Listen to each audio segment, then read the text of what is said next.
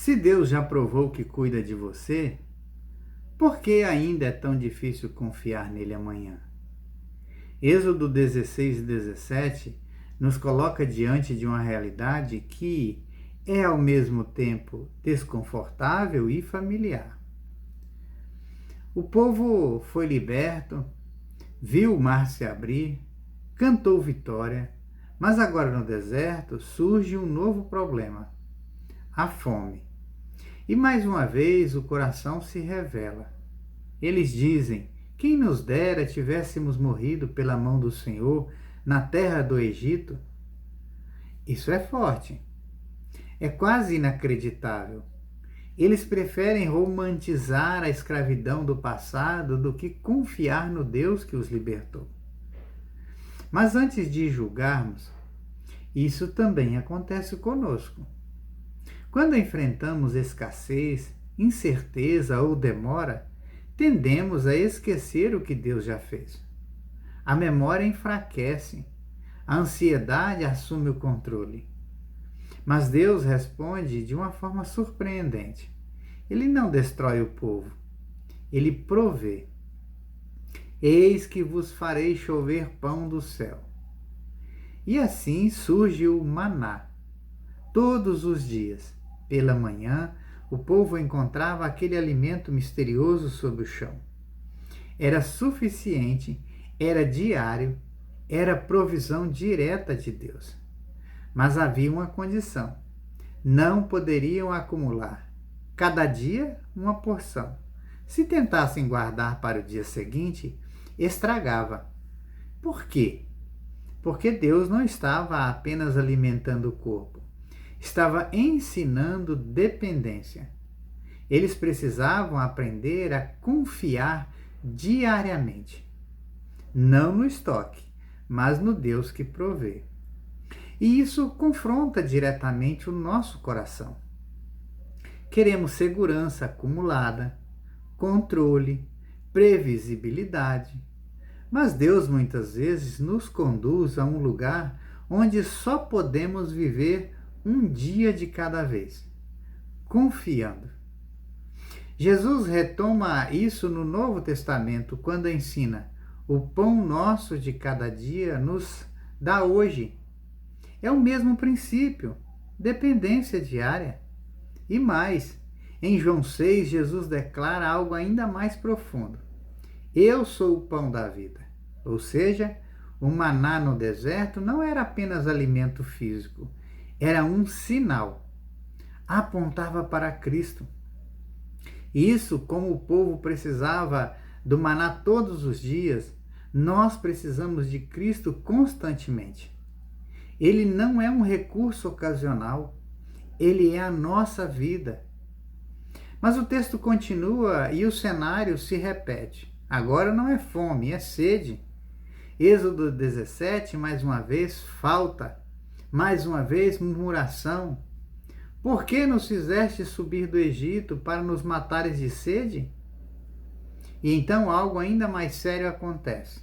O povo começa a contender com Moisés. E na prática, com o próprio Deus. E surge uma pergunta que revela tudo: está o Senhor no meio de nós ou não? Depois de tudo que Deus já havia feito, eles ainda questionam a sua presença. E isso é profundo, porque dúvida não nasce da falta de evidência, nasce de um coração que esquece. Mas, novamente, Deus responde com graça. Ele ordena que Moisés fira a rocha, e da rocha sai água, no meio do deserto. Vida no lugar improvável. E aqui temos uma das imagens mais poderosas de toda a Escritura. Paulo, em 1 Coríntios capítulo 10, diz claramente: a rocha era Cristo. Cristo é a rocha ferida. Na cruz ele é atingido, e dessa ferida flui vida, água viva para um povo sedento. Aquilo que parecia impossível, água no deserto, se torna realidade. Assim como aquilo que parecia impossível, vida através da morte, se cumpre em Cristo. Mas o capítulo 17 ainda traz mais um cenário. Agora não é escassez, é batalha. Amaleque vem contra Israel e o povo precisa lutar. Mas algo curioso acontece. Enquanto Moisés mantém as mãos erguidas, Israel prevalece. Quando ele abaixa, o inimigo avança. Então Arão e Ur sustentam suas mãos, e assim Israel vence. E o que isso quer nos ensinar? Que a vitória não depende apenas da força humana, mas da dependência de Deus. A batalha é travada no campo, mas decidida na dependência. E isso também aponta para Cristo. Ele é o nosso intercessor, aquele que sustenta, aquele que garante vitória. Porque no final, não somos nós que sustentamos tudo, é Ele quem nos sustenta. E então Deus se revela como o Senhor é a minha bandeira, Jeová Nissi. Ele é o estandarte, Ele é a identidade, Ele é a vitória. E juntando tudo isso, Êxodo 16 e 17 nos mostram algo essencial. Deus sustenta no cotidiano, Deus supre na escassez, Deus dá vida no deserto, Deus garante a vitória na batalha. Mas, ao mesmo tempo, revela algo sobre nós. Somos rápidos para esquecer, rápidos para duvidar, rápidos para murmurar.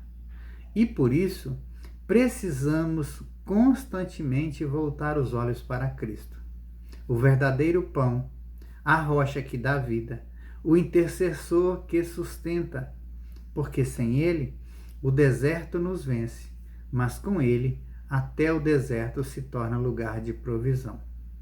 E então fica a pergunta: você está tentando viver com reservas próprias ou dependendo diariamente de Deus? Você está buscando água em lugares vazios ou bebendo da fonte que é Cristo? Porque a provisão de Deus não falha, mas ela exige confiança. Pense nisso. Que Deus te abençoe.